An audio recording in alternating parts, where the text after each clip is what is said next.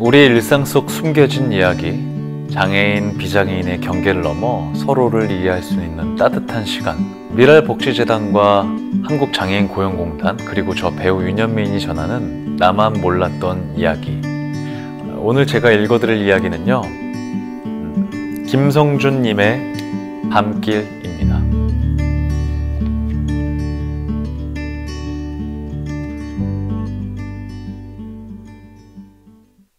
어린 시절 도시 근교의 시골에서 자랐다.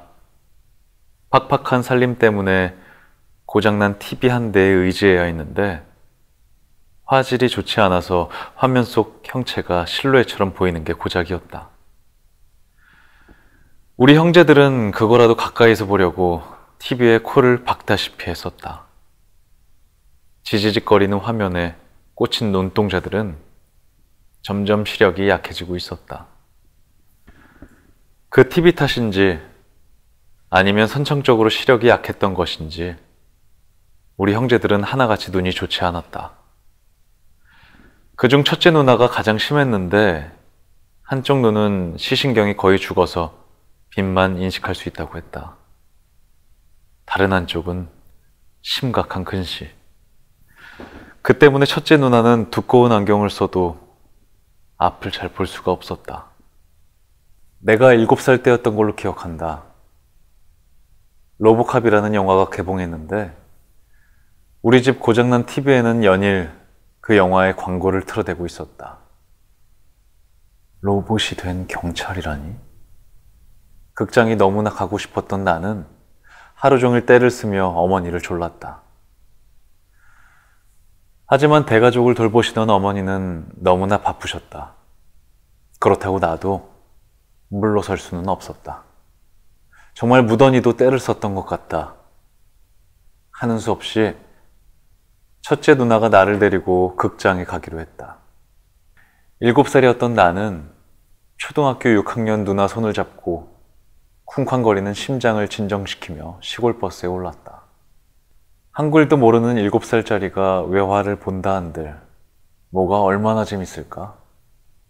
그래도 난생 처음 극장이란 곳을 와보는 것만으로도 가슴이 들뜨고 벅찼다. 그러나 눈이 나쁜 첫째 누나는 영화를 볼 수 없었다. 극장 스크린이 마치 우리 집 고장난 TV라도 된 듯 누나는 그냥 소리만 들어야 했다. 이상하게도 극장에 들어설 때 총에 맞은 경찰관이 로보캅으로 변신하기 위해 수술받은 장면, 그리고 로보캅이 악당들을 물리치는 장면들은 기억이 나는데 영화가 끝난 후에는 무슨 일이 있었는지 잘 기억이 나지 않았다. 7살 때의 모든 일을 기억하는 사람이 누가 있을까? 보통 가장 신나고 인상 깊은 장면만 기억하는 법이다. 내가 대학을 졸업한 후에 직장을 잡지 못해 한동안 극심한 우울감에 빠져 있던 때가 있었다. 패배감, 절망감은 우울한 기분을 더 보채서 나를 깊은 늪으로 끌고 가는 것 같았다. 그때 내 메신저 프로필 사진에는 아주 어둡고 음침한 그림이 걸려 있었는데 첫째 누나가 그 사진을 보더니 잘 지내냐며 대화를 걸어왔다. 누나는 내 프로필 그림을 보더니 갑자기 옛날 생각이 난다면서 우리가 함께 극장에 갔던 일이 기억이 난다고 했다. 나는 그게 무슨 대수로운 일이라고, 누나가 갑자기 왜 그 일을 이야기하는지 알 수 없었다. 누나는 우리가 극장에서 영화를 보고 난 후 시내에서 집까지 걸어서 돌아왔다고 했다. 극장에서 집까지 걸어갔다고? 난 아무 기억도 안 나는데? 누나는 걷다가 지쳐 잠든 나를 업고 왔다고 했다. 집이 있던 마을은 도시 근교라고는 하지만 아이들 둘이서 걸어가려면 한나절은 좋게 걸리는 거리였다. 집에 돌아갈 차비를 안 챙겨왔을 리 없는데 어째서 그래야 했는지 나는 궁금해졌다. 근데 왜 걸어갔는데? 누나는 뜻밖의 답을 들려주었다. 나쁜 시력 때문에 버스 행선지가 보이지 않아 집까지 걸어갔다는 것이다. 시골로 들어가는 버스는 수익이 나지 않는다는 이유로 하루에 서너 번밖에 없었다. 그러니 차 한 대를 놓치면 3시간 이상을 죽치고 기다려야 했다. 그 버스는 정규직으로 다니는 버스가 아니라서 101번, 102번처럼 숫자가 적힌 버스가 아니었다. 대신 버스 정면에 땡땡리라고 적혀 있을 뿐이다. 나는 누나 손을 잡은 채 누나에게 완전히 의지했겠지만 누나는 앞이 잘 안 보여 주소가 적힌 글씨를 볼 수 없었다. 나는 글을 몰랐으므로 우리 둘 다 집으로 태워줄 버스를 알아볼 수 없었다. 서너 시간마다 한 대꼴로 있는 그 버스를 놓쳤음을 알았을 때 누나는 망연자실했다고 한다. 아침 먹고 2명분의 왕복 차비와 극장비만 달랑 들고 나왔기에 내가 배가 고프다고 칭얼대도 뭘 사줄 수가 없었다고 한다. 그래서 그 다음 버스를 기다렸어? 내가 물었다. 누나는 그렇다고 말했다. 누나 말을 듣고 있자니 그때 일이 아주 아련하게 기억이 나는 듯 했다. 그 신나고 흥분되는 도시구경이 순식간에 공포로 변하는 순간이 아직도 내 머릿속에 남아있는 것 같았다. 도시에는 깡패도 있고 나쁜 사람도 있다는 소문을 동네 아이들에게 들은 적이 있었다. 그때는 80년대였는데 한창 인신매매가 사회 문제화되던 시절이어서 부모님은 내게 절대 모르는 사람 따라가지 말라고 신신당부를 하시곤 했다. 나는 덜컥 겁이 났다. 배도 고프고 무작정 3시간을 더 기다리자니 다리도 아파왔다. 무엇보다 누가 우릴 잡아갈까봐 그게 가장 두려웠던 것 같다. 공포와 지루함으로 버틴 3시간이 지났지만 우린 또 버스를 탈 수 없었다고 한다. 이번에도 누나는 버스를 알아볼 수 없었다. 우리 집으로 가는 버스가 오면 말 좀 해달라고 부탁드렸던 아주머니는 본인이 탈 버스가 먼저 오는 바람에 그냥 가버렸다고 했다. 그날 우리는 시내 한복판에서 집까지 걸어가야 했다. 누나 말로는 오후에 걷기 시작해서 자정이 넘어 도착했다고 한다. 나는 다리가 아파서 칭얼거렸고 누나는 가뜩이나 약한 시력으로 밤길을 더듬으며 나를 업었다. 첫째 누나라고 해봐야 초등학교 6학년. 7살짜리 남자애를 업고 그 먼 길을 갈 수는 없었다.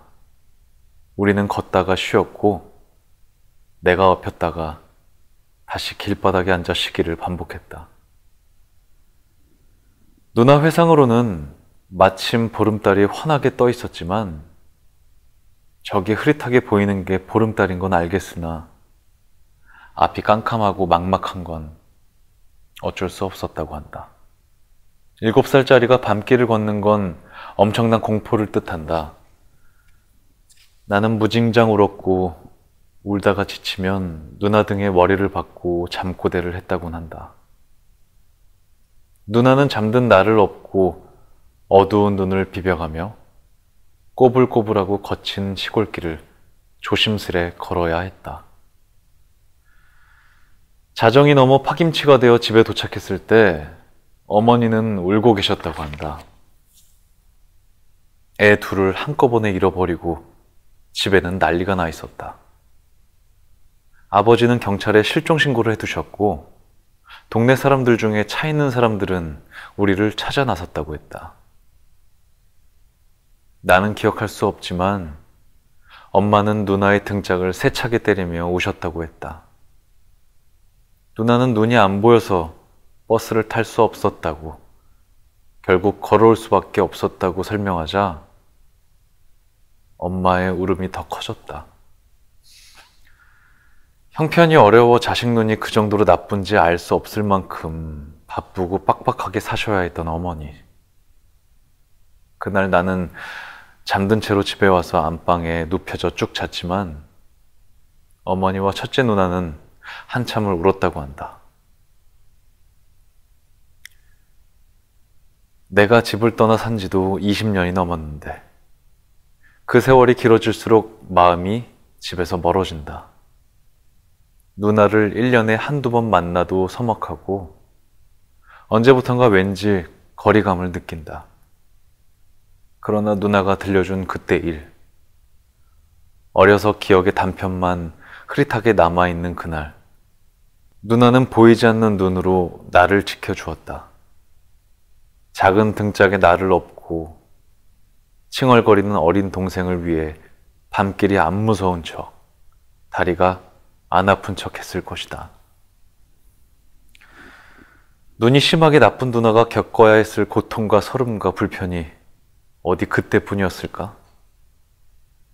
누나 이야기를 들으며 그 생각을 하자니 나는 눈시울이 붉어졌다. 고장난 TV일지라도 떼지 못하던 그 눈, 글씨를 몰라 누나를 도울 수 없었던 그 눈이 처음으로 누나를 생각하며 빨개졌었다. 함께 궁핍한 때를 보내며 설탕물도 나눠 먹던 그 시절에 나는 아무것도 모르는 철부지였지만 그 어린 녀석의 앞을 밝혀주었던 것은 누나의 눈이었다. 누나는 내가 바닷가에서 수영을 할 때 행여 사고가 나지 않을까 지켜보았고 엄마가 일하러 가실 때는 라면을 끓여 나를 먹여주었다. 집에서 동생이랑 불장난을 하다가 이불에 불이 옮겨 붙을 때 멍하니 보고 있던 나를 밀치고 불을 끈 것도 누나였다. 내가 내 손으로 할 수 있는 게 별로 없었을 때, 할 수 있는 일이라곤 위험한 장난밖에 없던 시절에 누나는 어두운 눈으로 나의 모든 순간을 지켜주었다. 누나의 그 눈은 비록 잘 보이지 않을지 몰라도 내 어린 시절에 가장 밝고 따뜻한 눈이었음을 새삼 느낀다.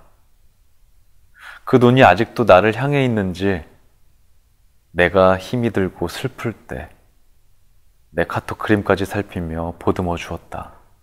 잘 볼 수 있어도 보지 않으려 하는 눈이 있는 반면 잘 못 봐도 보려고 애쓰는 눈이 있다. 내 누나의 눈은 두꺼운 렌즈 너머에서 침침하게 꿈뻑거리지만 동생을 보려고 안간힘을 쓰는 눈이다.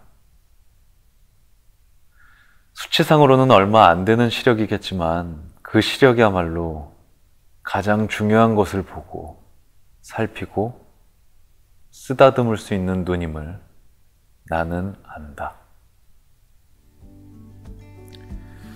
참 이런 누나가 있어서 엄청 든든했을 것 같다는 생각도 있고 또 부럽기도 하네요.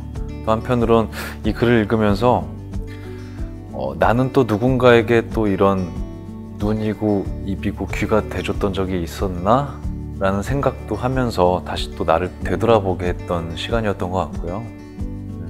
이 글을 읽고 저도 누군가에게 도움을 주고 좀 그렇게 더불어 살 수 있는 사회로 만들어 나가기 위해 더 많은 선행을 베풀면서 살아야 되겠다라는 또 그런 다짐을 또 하게 되는 그런 순간이었던 것 같습니다. 네. 그럼 지금까지 김성준님의 밤길과 함께한 배우 윤현민이었습니다. 감사합니다.